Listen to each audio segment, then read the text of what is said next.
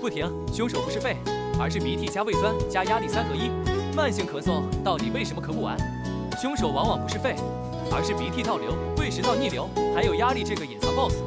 今天影片我会告诉你鼻涕倒流、胃食道逆流的特质，如何改善，中医观点，最后加码4款咳嗽舒缓茶饮。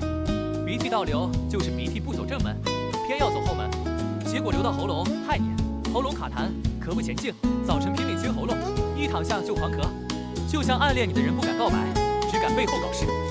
胃食道逆流，胃酸应该乖乖待在胃里，结果它越狱跑上来刺激喉咙，你会觉得喉咙火烧火烧的，饭后咳到停不下来。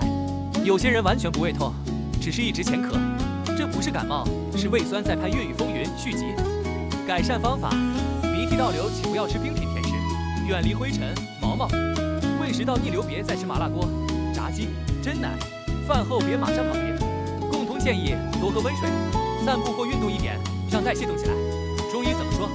鼻涕倒流等于脾虚痰湿，胃酸逆流等于肝气郁结、脾胃失调。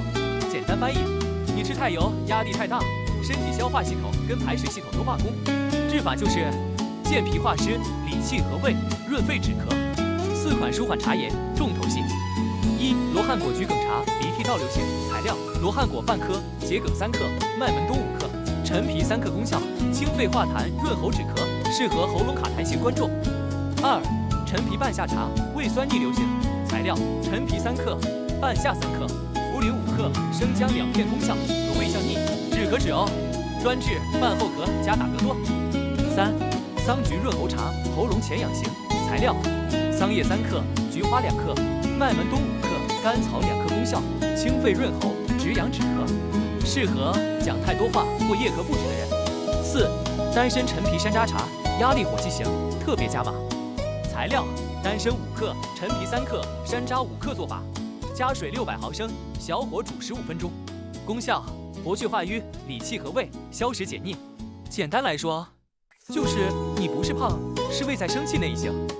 所以咳嗽不停不用慌，不是你肺不好，是鼻涕在走错路，或者胃酸在搞越狱，加上压力助攻，调整生活习惯，再搭配茶饮，你就能从咳到怀疑人生变成喝茶笑看人生。喜欢这支影片，记得帮我按赞、订阅、分享。